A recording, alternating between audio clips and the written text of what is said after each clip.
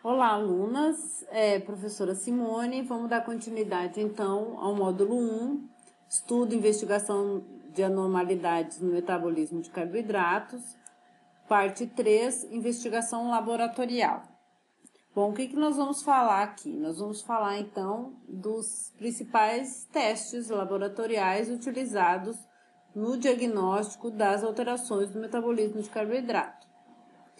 Por exemplo, glicemia de jejum, vamos falar da glicemia plasmática e da capilar, glicose pós-prandial, 2 horas após a ingestão de glicose, teste de O'Sullivan, usado para diabetes mellitus gestacional, teste oral de tolerância à glicose, o TOT,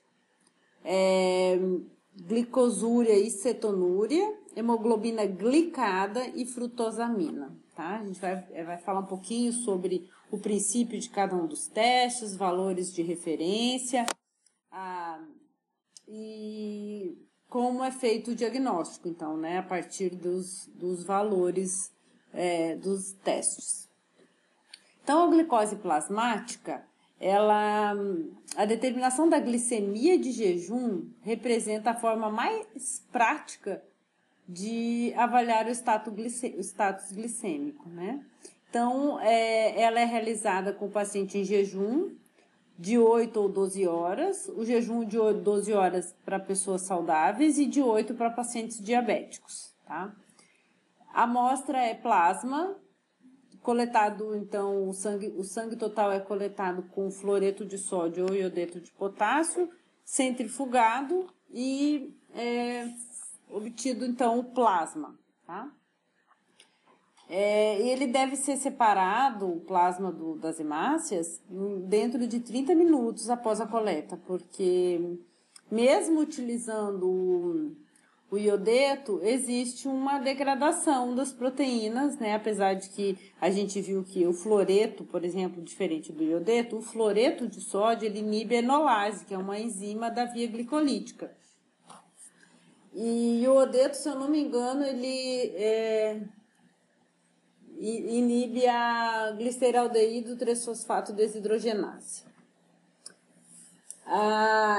Existe uma degradação de 5 a 7% da glicemia por hora por essas enzimas glicolíticas, né? Então, por isso é muito importante utilizar os anticoagulantes específicos para a coleta de glicose. Esse teste ele pode ser utilizado também, além da amostra de plasma sanguíneo, líquido cefalorraquidiano, urina de 24 horas e demais fluidos biológicos que necessitem fazer a dosagem de glicose, né? Antigamente utilizava-se então métodos químicos, né? Como Benedict, ortotoluidina, mas hoje em dia já não se utiliza mais. São usados testes enzimáticos por colorimetria, onde basicamente se utiliza uma dessas 3 enzimas, que é a glicose oxidase, a hexoquinase e a glicose desidrogenase. Por quê? Porque são enzimas específicas para o seu substrato, no caso aqui a glicose. Então, são enzimas que vão atuar especificamente no monossacarídeo glicose. Não vai atuar, por exemplo, sobre outras moléculas, né? Porque a gente sabe lá da bioquímica básica que as enzimas são específicas para o seu substrato. Então, testes enzimáticos são testes muito específicos, tá? Por isso que os métodos químicos não se utilizam mais na rotina. Então, como eu falei, aqui tem uma bula de um kit onde é um teste, kit enzimático, onde se utiliza a enzima glicose oxidase, que tem a sigla de GOD. Na verdade, o princípio desse método é acoplamento de 2 reações, onde na primeira reação, a glicose que vai estar presente na amostra, ela, na presença de oxigênio e água, esta enzima vai reagir com a glicose, formando o ácido glucurônico e peróxido. Numa segunda reação acoplada, então, o peróxido de hidrogênio, ele formado, vai reagir com a 4-amino-antipirina e fenol, e essa reação vai ser catalisada por uma enzima chamada peroxidase, tá? Através de uma reação oxidativa, formando um composto chamado antipirilquinonimina e água. Tá? Essa antipirilquinonimina possui uma coloração vermelha, avermelhada, cuja intensidade desta cor é diretamente proporcional à quantidade de peróxido e, por consequência, diretamente proporcional à quantidade de glicose na amostra. Tá? Então, na verdade, na primeira reação, a glicose ela é catalisada pela glicose oxidase, liberando peróxido. Na segunda reação, o peróxido é catalisado pela peroxidase, formando esse composto vermelho que tem a sua intensidade proporcional à quantidade de glicose. E aí, obviamente, esse teste vai ser lido por espectrofotometria, né, colorimetria. A absorvância vai ser lida no comprimento de onda de 500 nanômetros. E aí, obviamente, a gente vai usar tudo aquilo que vocês já aprenderam. Vai primeiro usar um padrão para fazer um fator, para calibrar o aparelho. Depois você lê a absorvância vezes o fator da amostra teste. E aí você vai obter o valor da concentração de glicose. Mas o que eu quero mostrar aqui para vocês, então, é que esse é um dos métodos que utiliza a glicose oxidase. Os mais comuns, os mais utilizados, os testes enzimáticos mais utilizados, então, são ou essa glicose oxidase ou a hexoquinase. A hexoquinase também é uma enzima que atua sobre o substrato glicose, só que numa reação diferente. Por quê? O que a hexoquinase faz? A hexoquinase, enzimas que terminam em quinases, fosforilam o seu substrato. Então, aqui, às custas de ATP, a glicose é fosforilada em glicose 6-fosfato. Essa enzima ou hexoquinase, hexo de 6, ou glicoquinase, que significa que é um monossacarídeo de 6 carbonos. A glicoquinase ou hexoquinase, então, ela é aquela enzima que está lá no hepatócito, que assim que a glicose entra, vindo do trato gastrointestinal pela circulação porta-hepática, a glicose chega no hepatócito e é rapidamente fosforilada até glicose 6-fosfato. Essa é a primeira reação da via glicolítica, né? E aí a gente entende que isso acontece para evitar que a glicose retorne para a circulação e permaneça armazenada, então, dentro do fígado, né? Bom, então, após a glicoquinase converter glicose em glicose 6-fosfato, onde um grupamento fosfato é adicionado no carbono 6 da glicose,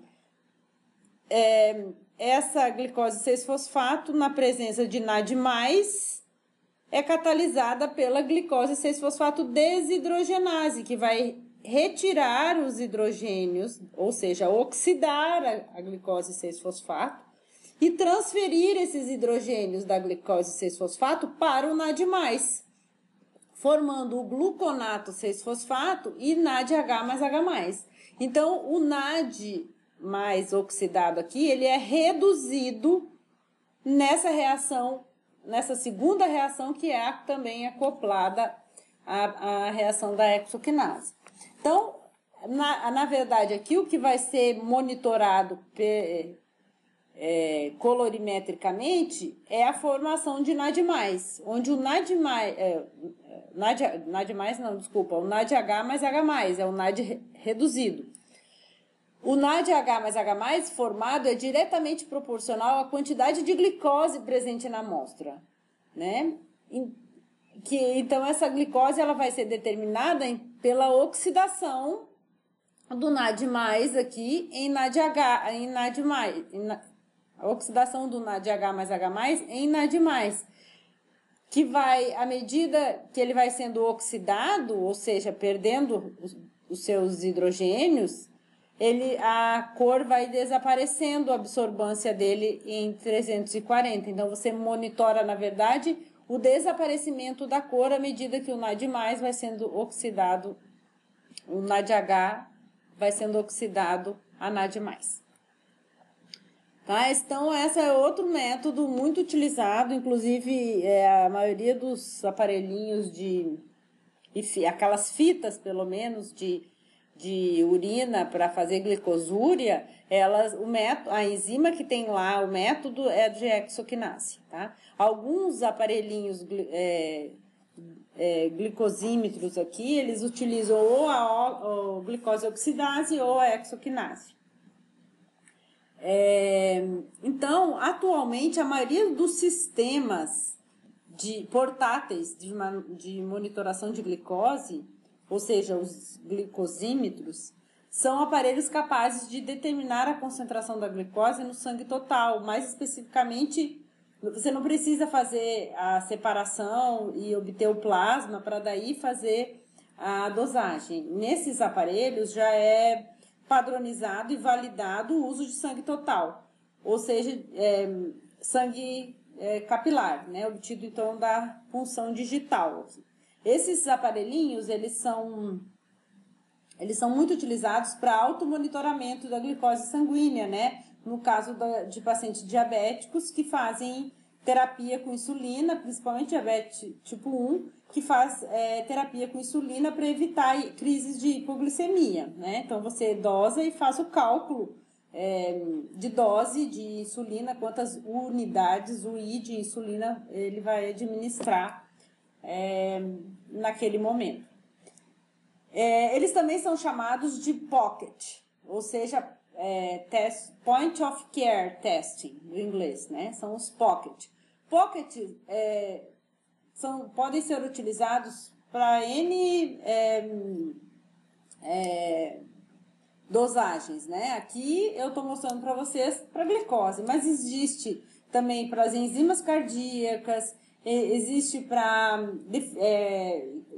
polimorfismo de G6PD, existe para teste de gravidez, existe para corpos cetônicos, existe N tipos de troponina, principalmente são aqueles testes importantes para ser realizado na beira do leito, né? São testes, então, basicamente usados para testes que necessitem ser o resultado muito rápido. Aí ele dispensa o ambiente laboratorial, né? Claro que tem toda uma regra, uma padronização de quem pode fazer, etc e tal. Então, esse teste, né, o automonitoramento de glicose sanguínea, ele é permitido em 3 condições. Paciente em clínicas e hospitais, consultórios médicos ou paciente em casa, no trabalho ou na escola, pode estar fazendo o controle da sua glicose. O monitoramento, existe também opções de monitoramento minimamente invasivo ou não invasivo. Por exemplo, existem relógios, né? O GlucoWatch, que ele utiliza uma metodologia de plasma ou fluido transdérmico, né? São utilizados leitores de espectroscopia do infravermelho, que mede a absorção e reflexão da luz a partir do tecido subcutâneo. Aí ele consegue fazer um cálculo e estimar, a partir dessa reflexão da luz no tecido subcutâneo, ele consegue estimar o valor, a concentração de glicose no sangue, tá? E aí você tem desde relógios até como se fossem uns chipzinhos que são colocados no corpo, e aí você aproxima o aparelho e ele consegue, esse chip ele vai fazer essa leitura dessa refração da luz, e ele passa a informação para o aparelhinho que faz os cálculos e te dá o valor de glicose. E aí ele monta aqui todo um mapazinho, um perfil ao longo do dia, como é que variou, né, a sua glicose, não é só naquele momento, tá? Ele consegue fazer um perfil. Claro que isso é para quem faz o uso de terapia com insulina, né? Bom, existe também, então, os testes na urina, né, para glicose e para corpos cetônicos. A glicosúria, por exemplo, ela, em concentrações normais de glicose, então vamos ver essa imagem aqui, ó. Isso aqui é o glomérulo, tá? Isso aqui é um vaso que vem trazendo o sangue para ser filtrado, então, aquilo no glomérulo, que é uma das unidades funcionais do rim. Então, o sangue chega, que tem uma hemácias, esses pontinhos azuis são glicoses, tá? Exemplificando aqui uma quantidade normal de glicose, por exemplo, tá? Normal menor do que 160, por exemplo, né? Não que 160 seja normal, mas é um limiar de reabsorção glomerular renal é 160, ou seja, até uma glicemia de até 160 miligramas por decilitro, ela vai chegar aqui o sangue com essa concentração, a glicose vai ser absorvida para o ultrafiltrado e posteriormente reabsorvida para o sangue, ou seja, ela não vai, a urina que vai ser excretada não vai conter glicose. Por quê? Porque ela é totalmente reabsorvida, toda essa glicose que entra no néfron, ela é reabsorvida até esse limiar, tá? Então, se a taxa de filtração de glicose no rim do plasma para dentro da cápsula de Bowman, ela é proporcional à concentração de glicose plasmática, tá? Porém, valores de glicose acima de 160, glicose plasmática ou glicemia acima de 160, eles vão ultrapassar a capacidade, ou seja, o limiar renal de absorção do néfron. E aí a glicose começa a ser eliminada na urina, o que vai mostrar um teste de glicosúria positivo em cruzes, né? Então, quanto mais, que é o que está mostrando aqui. Então, essa quantidade de glicose que chegou aqui, era maior, chegou no néfron, era muito maior do que 160. E aí o glomérulo não consegue fazer essa reabsorção e começa a eliminar urina com glicose, certo? Então, quando tem um teste de glicosúria positivo, significa que a glicemia está maior do que 160, tá? 160, 180 é uma variação, diz o padrão, tá? Então, o teste de glicosúria, ele pode ser um teste semi-quantitativo. Por quê? Porque ele te dá em cruzes, 1 cruz, 2 cruzes, 3 cruzes, até 4 cruzes, a intensidade de glicose que está sendo eliminada aqui. Ele não te diz quantas miligramas de glicose está sendo excretada. Para isso, eu tenho que fazer um teste quantitativo na urina de 24 horas. Mas a glicosúria pode fazer numa urina coletada uma vez só, esporadicamente ali, ao longo do dia. O ideal é que seja a primeira urina da manhã, porque você concentrou.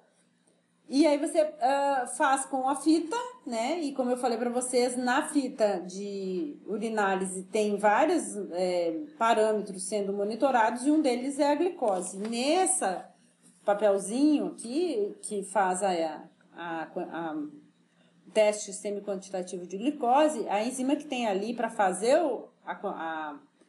a determinação da glicemia da glicose, desculpa, né, da glicosúria, é a hexoquinase, tá? Bom, então, além de você utilizar essa fita para glicose, você também pode utilizar ela para corpos cetônicos, tá? Que é muito importante no caso de diabetes mellitus tipo 1 descompensado, que é quando o paciente não está sendo tratado corretamente, e aí ele vai ter toda aquela repercussão metabólica que a gente viu na aula passada, que além da glicosúria, ele vai ter também cetonúria, ou seja, corpos cetônicos positivos na urina, né? inclusive que faz diagnóstico diferencial com diabetes mellitus tipo 2, né? Bom, e a glicose pós-prandial é a determinação da glicemia 2 horas após uma sobrecarga de glicose. Essa sobrecarga pode ser feita através de uma refeição normal ou administração de 75 gramas de glicose diluída em água via oral, tá? Já existe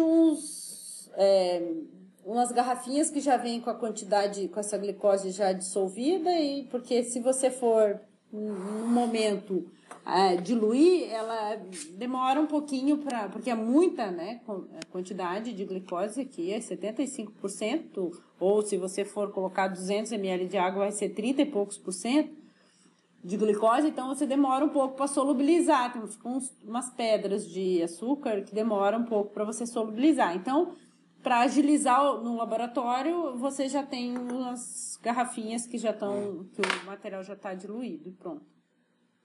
Com a quantidade exata, né, de 75 gramas de glicose. Normalmente ela é diluída em 200 ml. Normalmente, após, então, a ingestão de carboidratos, quer seja com a solução de 75 gramas ou uma refeição, após 2 horas dessa ingestão, após 2 horas, então você estava com uma glicemia aqui, ingeriu a sobrecarga de glicose, 2 horas depois, essa glicemia já tem que ter retornado ao valor inicial, né? Se o paciente for normoglicêmico, vai voltar para os valores normais de referência. Obviamente que se o paciente for diabético, ele essa determinação 2 horas após a sobrecarga vai dar alterada. Então, existem uns parâmetros para serem avaliados, que é o seguinte: após 2 horas de sobrecarga, essa glicemia tem que estar menor que 140 miligramas por decilitro. Normalmente ela vai estar já normalizada, mas ela tem uma folga, assim, que ela pode chegar até 140. Uma tolerância à glicose, né, tolerância debilitada, essa glicemia pós-prandial, ela fica entre 140 e 200. Valores maiores que 200 miligramas por decilitro 2 horas após sobrecarga de glicose já é diagnóstico de diabetes mellitus, ok? Por que isso acontece, né? Então, vamos lembrar da aula passada. Então, você faz uma ingestão na dieta, na alimentação, lá na dieta. O que acontece é que esses carboidratos vão ser absorvidos no trato gastrointestinal, chegam ao fígado pela circulação porta-hepática, e o aumento, então, da glicose no sangue, após a ingestão, leva ao estímulo das células betas do pâncreas a produzirem a insulina. Então, aumentou a glicose, aumenta a insulina, e aí, o que acontece? O efeito da insulina no organismo, interrupção na produção hepática de glicose, ou seja, bloqueia a gliconeogênese, começa a utilizar a glicose como fonte de energia, ao invés de outros, porque tem alguns tecidos que utilizam outras moléculas, como oxidam outras moléculas para obtenção de ATP, por exemplo, aminoácido ou corpos cetônicos, ou ácidos graxos, né? Mas daí a insulina induz as células a utilizar a glicose ao invés de degradar lipídio e proteína. E também pega esse excesso de glicose e armazena na forma de glicogênio, ou converte essa glicose em glicerol e sintetiza triacilglicerol, né? Ou ainda faz a biossíntese de determinados aminoácidos que da sua cadeia carbonada são precursores metabólitos da oxidação de glicose, tá? Bom, e existe também um teste chamado teste de O'Sullivan, que é empregado para detectar diabetes mellitus gestacional. E ele deve ser realizado entre a 24ª e a 28ª semana de gestação. Tá? Na verdade, a partir da 24ª semana de gestação, até o final da gestação. Indicado, esse teste ele é indicado quando a glicemia de jejum, aquela que você faz de rastreio na paciente gestante, for maior que 85 miligramas por decilitro. Né? Lembra que a gente falou que 85 miligramas de decilitro em glicemia de jejum gestante indica um teste de tolerância à glicose. E esse teste usado para gestante, ele é um teste um pouquinho diferente do TOT, que ao invés de você ingerir, você administrar 75 miligramas ou 100 miligramas, você vai administrar 50 miligramas de glicose numa solução aquosa a 25%, ou seja, 25% você pega esses 50 gramas e miligramas, tá? Não é gramas, tá certo. Pega essas 50 gramas e dilui em 200 ml de água. E administra via oral na paciente em jejum. Os resultados maiores que 140 indicam a necessidade de um teste completo, que é o teste de tolerância oral à glicose, usando 100 miligramas e quantificando 3 horas depois. Considera-se diagnóstico valores obtidos, além do teste de Sullivan ou curva glicêmica, também pode ser considerado como diagnóstico 2 glicemias de jejum maiores que 105 miligramas por decilitro. Tá? O teste oral de tolerância à glicose, que é antiga curva glicêmica, hoje é o TOT, consiste na medida seriada da glicemia plasmática nos tempos de 0, 30, 60, 90 e 120 minutos após sobrecarga de 75 gramas de glicose via oral. O método é recomendado pela Organização Mundial de Saúde para o diagnóstico de diabetes mellitus. Daqui a pouco vocês vão ver que já tem outros, está meio caindo em desuso, porque é um teste bem chatinho de fazer, né? Então, ele requer um jejum de 8 a 10 horas. Glicose é normal após 2 horas, quer dizer, após 2 horas de administração, você espera que a glicemia já tenha retornado aos valores normais no paciente não diabético. E aí você tem também o diagnóstico de tolerância debilitada ou diabetes, dependendo dos valores, tá? Crianças devem receber 1,75 gramas por quilo de peso até a dose máxima de 75 gramas de glicose.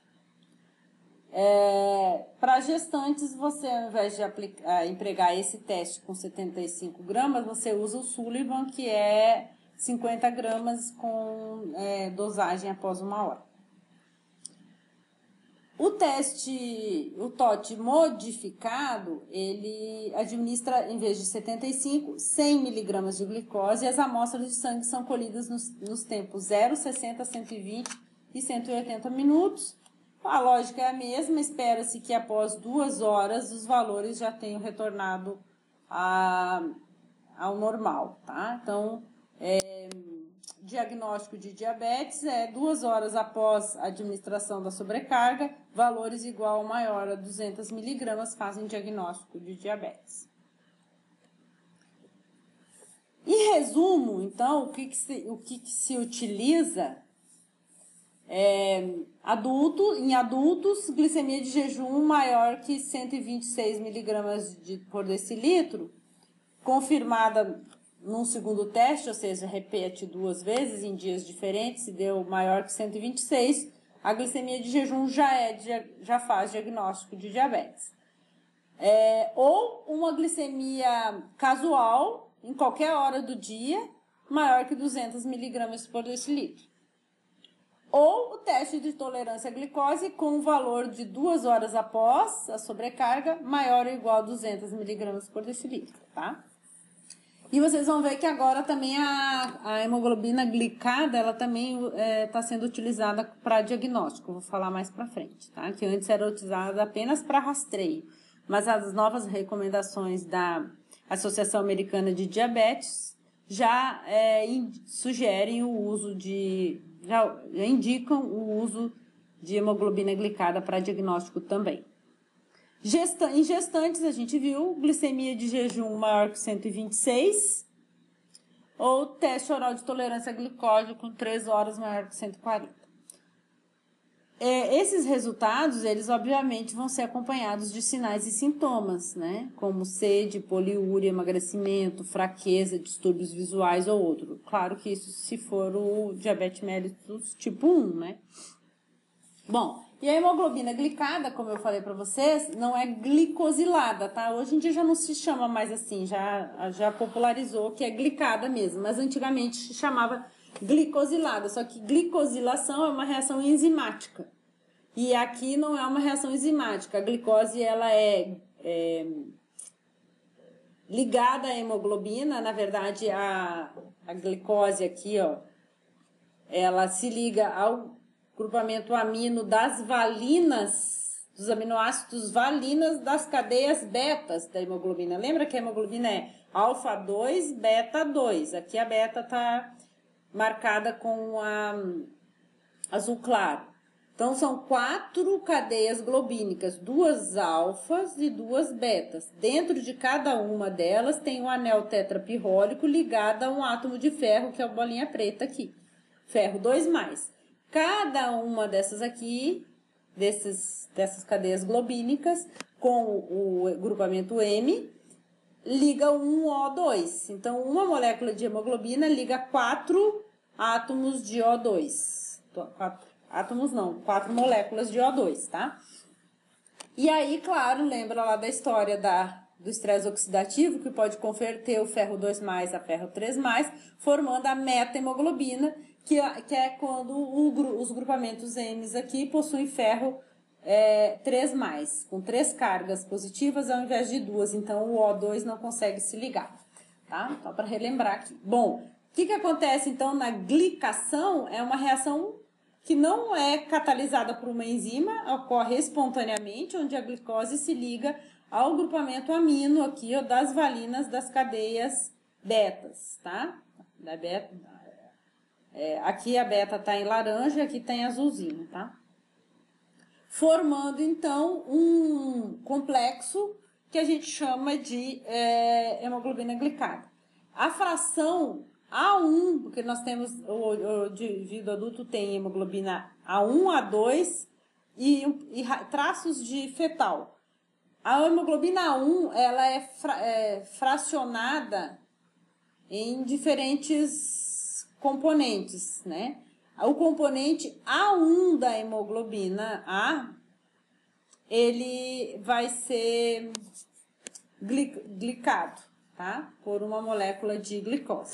Então, você tem aqui a hemácia, no citoplasma dela tem as hemoglobinas e as moléculas de glicose, então, vão formar uma ligação covalente aqui entre o carboidrato e o grupamento amino dos aminoácidos dessa proteína e vai formar o que a gente chama, então, de hemoglobina glicada. Isso acontece espontaneamente em várias proteínas do organismo, inclusive na hemoglobina, tá? E aqui esse processo fisiológico e natural é utilizado para monitorar os níveis de glicose, porque obviamente se aqui o indivíduo tem uma concentração muito grande de glicose, ou seja, hiperglicemia, quanto maior a quantidade de carboidrato disponível, mais vai formar o complexo da hemoglobina glicada. Mais hemoglobinas serão glicadas porque eu tenho muita glicose, ok? Então, quando você quantifica aqui quanto da hemoglobina total está glicada, você consegue fazer um percentual de X% delas de hemoglobina está glicada e esse valor é considerado normal ou não, tá? Então, o que acontece aqui, como eu falei para vocês, então a hemoglobina A, ela é A1, ela é separada em A1A, A1B e A1C. A1C corresponde a 80% dessa hemoglobina A1.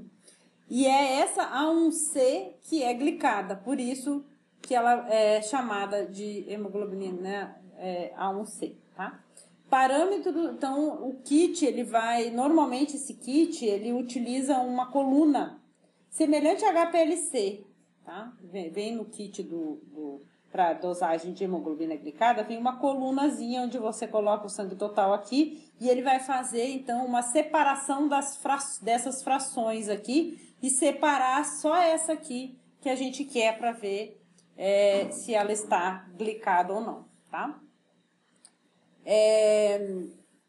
O parâmetro, ele é um parâmetro de escolha para controle glicêmico a longo prazo e o acompanhamento clínico na medida de risco de complicações microvasculares, porque o diabetes mellitus, ele cursa com lesões microvasculares, por exemplo, retinopatia e nefropatias, tá? Ou seja, o paciente pode ficar com a visão comprometida, lesar o rim ao longo do tempo, tá?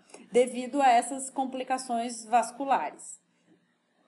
Então, a hemoglobina glicada ela foi por muito tempo utilizada para controle do tratamento, para ver se o paciente estava fazendo o tratamento correto e para prevenir essas lesões, essas complicações futuras advindas do longos períodos com glicose muito alta no sangue que podem levar, então, a essas complicações microvasculares.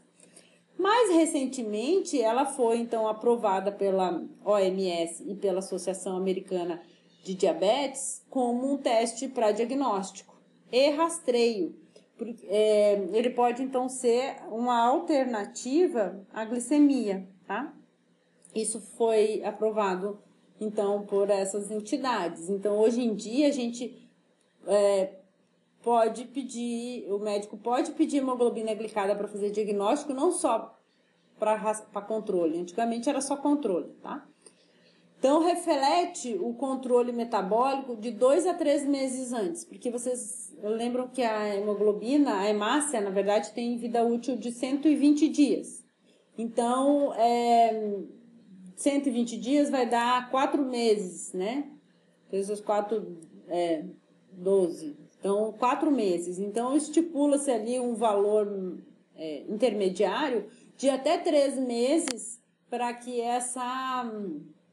a quantidade de hemoglobina glicada que tem ali reflete até 3 meses antes como que o paciente estava o seu controle de diabetes, tá? O seu controle glicêmico. A amostra utilizada aqui, diferente da glicemia de jejum, não é plasma, tá? É sangue total, coletado com EDTA. Ah, professora, mas não era fluoreta para glicemia.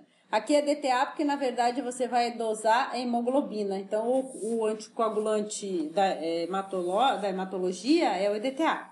E a gente vai usar, o kit utiliza só 5 microlitros é claro, tem diferentes kits, mas tem kits já que utilizam só 5 microlitros. Tem kits que vão usar 500 microlitros, 1 ml, então depende, tá? Mas tem uns que usam apenas 5 microlitros.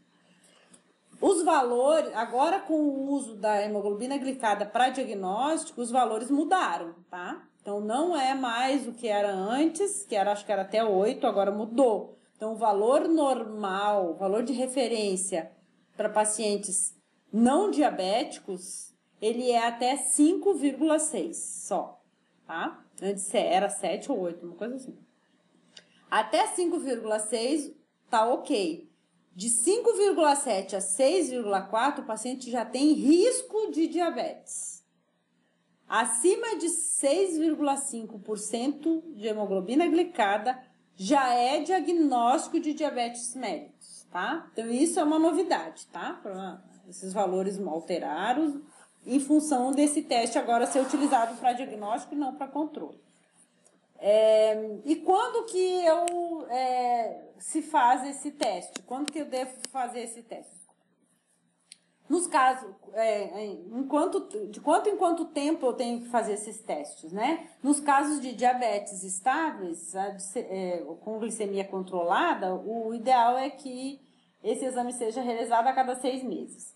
Agora, se o paciente diabético não está controlado, ou seja, a sua glicemia está variando muito, ele pode, esse teste pode ser indicado a cada 3 meses.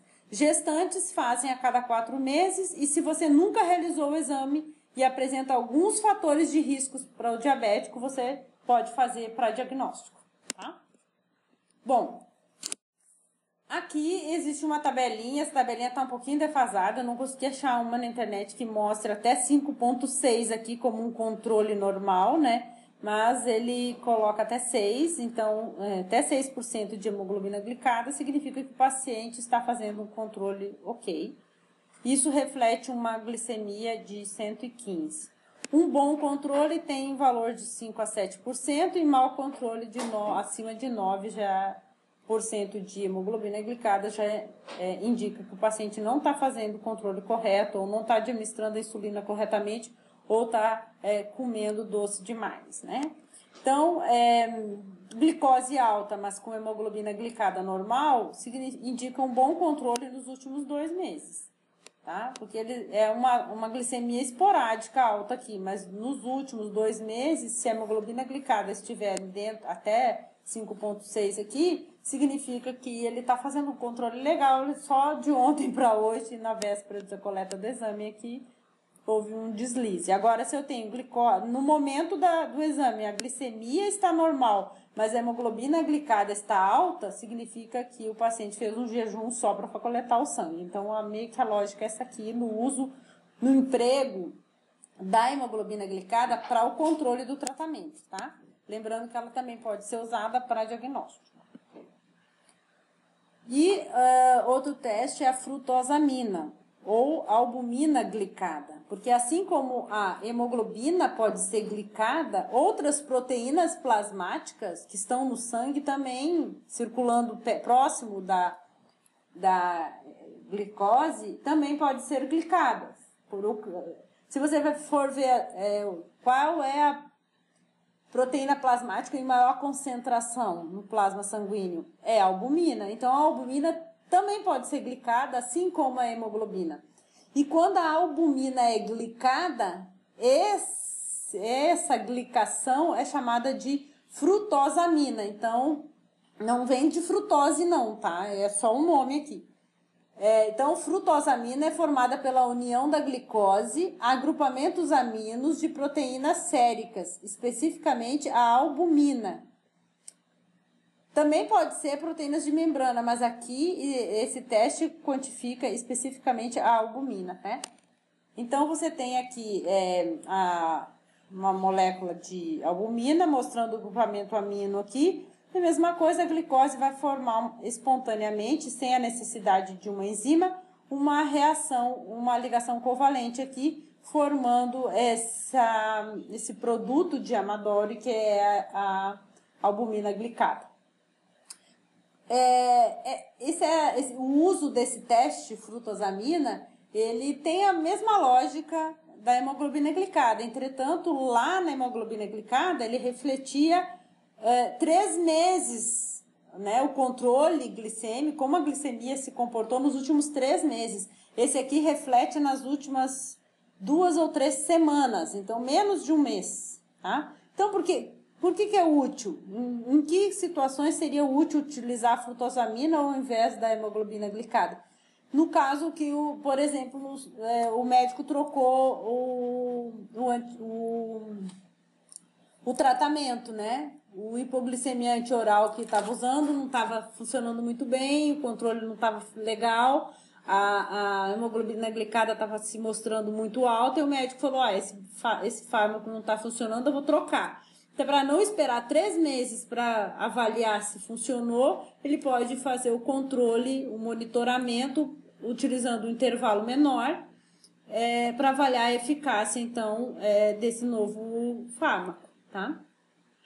Também muito usado para diabetes mellitus gestacional, porque eu não preciso, então, ficar esperando, né? Porque se Se a paciente fica, a gestação dura 9 meses, tiver que esperar 3 meses para fazer uma hemoglobina glicada, eu posso fazer a frutosamina, tá? E também, além disso, né, a hemoglobina glicada, ela é um pouquinho mais complicada, porque o kit lá requer passos, né, para fazer aquela separação na coluna, então é um pouco demorado, e centrifuga, e deixa em cuba, então tem algumas... O protocolo é um pouquinho mais trabalhoso, a parte técnica. Além disso, a hemoglobina glicada, às vezes, ela não dá um resultado muito bom quando o paciente tem hemoglobinopatias, né? Hemoglobinas que não sejam, por exemplo, a hemoglobina S, né, da anemia falciforme. Então, ele diminui o percentual de hemoglobina A1 dele em troca por outras hemoglobinas oriundas dessa patologia, e aí você compromete o resultado. Então, nesses casos, seria também interessante usar a frutosamina.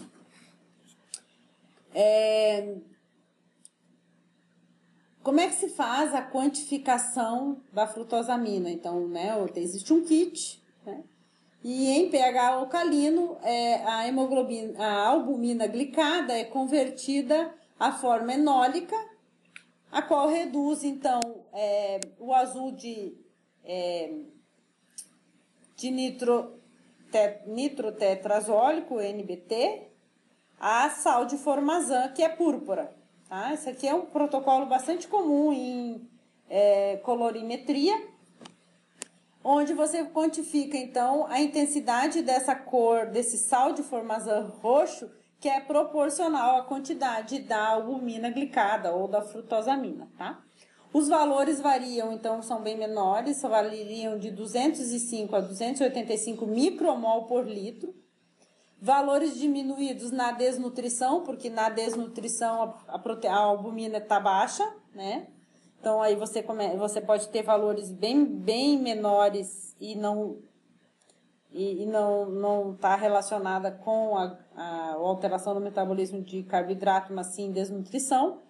E também outros fatores que podem interferir no resultado são altos níveis de vitamina C, hiperlipidemia, hemólise e hipertireoidismo.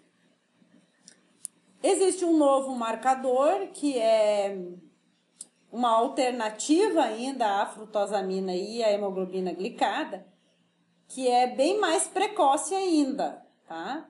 Que é a dosagem do 1,5-anidroglucitol, ou seja, 1,5 Ag, recentemente proposto como um marcador precoce para o controle glicêmico.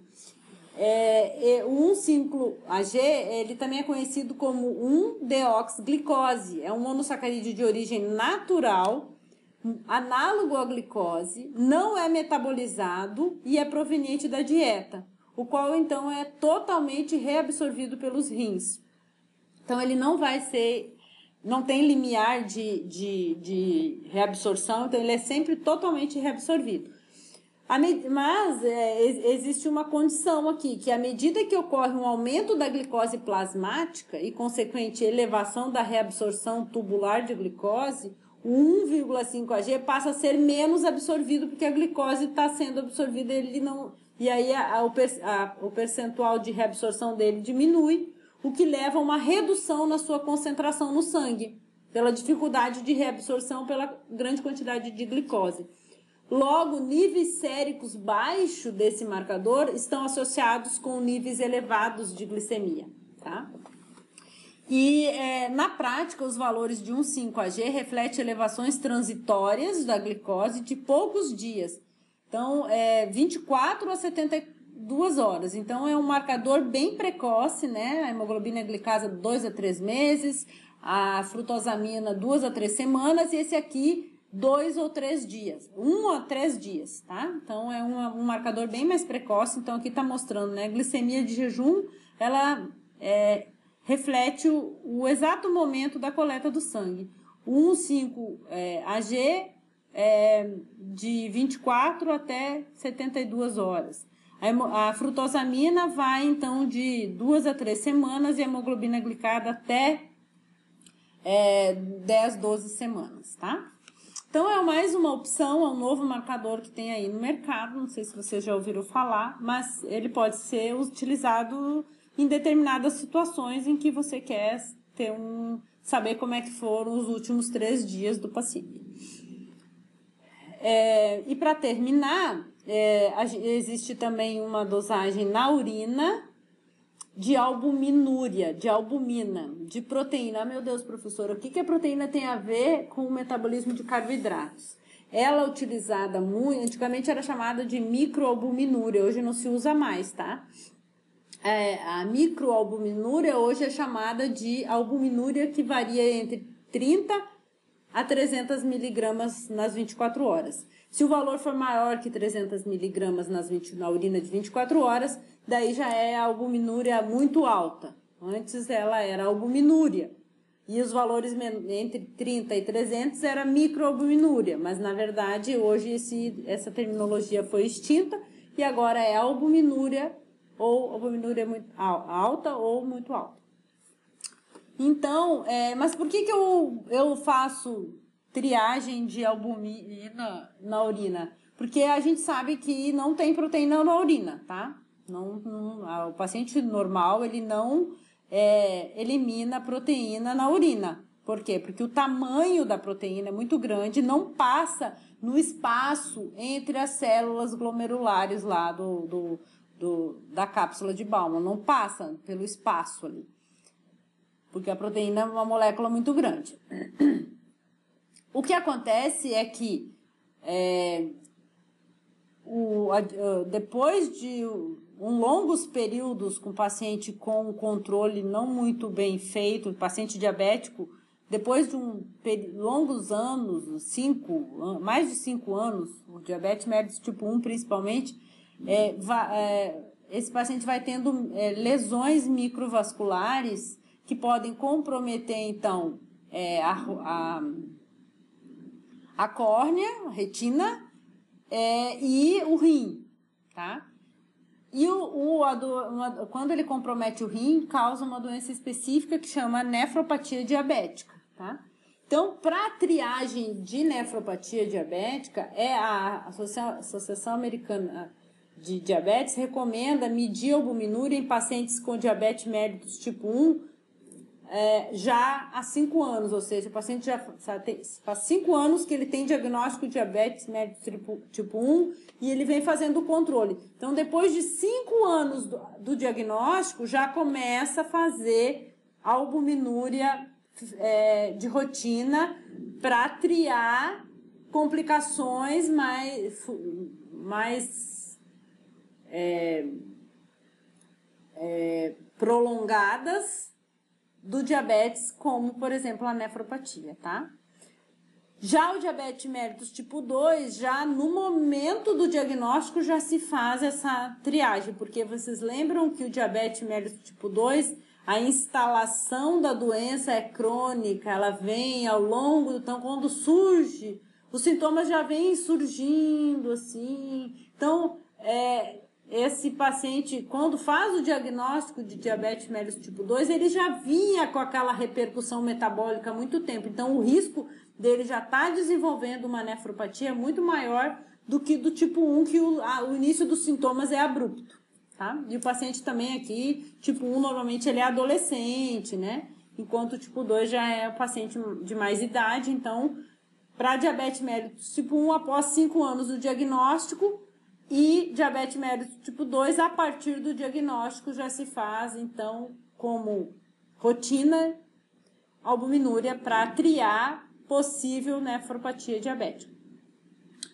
Você mede anualmente, uma vez por ano você faz, tá? Então, não é rotineiramente, é uma vez por ano. Se os resultados forem negativos, você vai fazendo uma vez por ano. Aí, claro, se ele for positivo, aí o médico vai ter a conduta, o protocolo de tratamento dele lá. O rastreio ele pode ser semi-quantitativo, ou seja, em cruzes, né? Para ter albuminúria, uma cruz, 2 cruz, mas dando positivo, você tem que fazer um teste quantitativo, que vai determinar quantas miligramas por ml de urina nas 24 horas o paciente tem. Um teste muito usado é a taxa de albumina dividido pela creatinina, tá? Que avalia essa nefropatia. Ela também pode ser chamada de nefropatia evidente, tá? Bom, feito o diagnóstico, né, de nefropatia diabética ou feito a detecção de albuminúria no paciente com diabetes, o tratamento vai ser utilizado inibidores da ECA, tá? Ou bloqueadores dos receptores de angiotensina, para evitar a hipertensão. Ok? Então, esses eram os exames laboratoriais usados nas alterações do metabolismo de carboidrato. Nossa última aula, parte 4, ainda nesse módulo, eu vou falar um pouquinho sobre o paciente crítico, tá? Mas vai ficar daí para a próxima semana, porque a aula é bem curtinha. Esse módulo é o maior módulo de todos. Os demais, eles são mais curtos, então eu vou conseguir dar mais de um assunto na mesma semana. Tá bom? Então, até mais.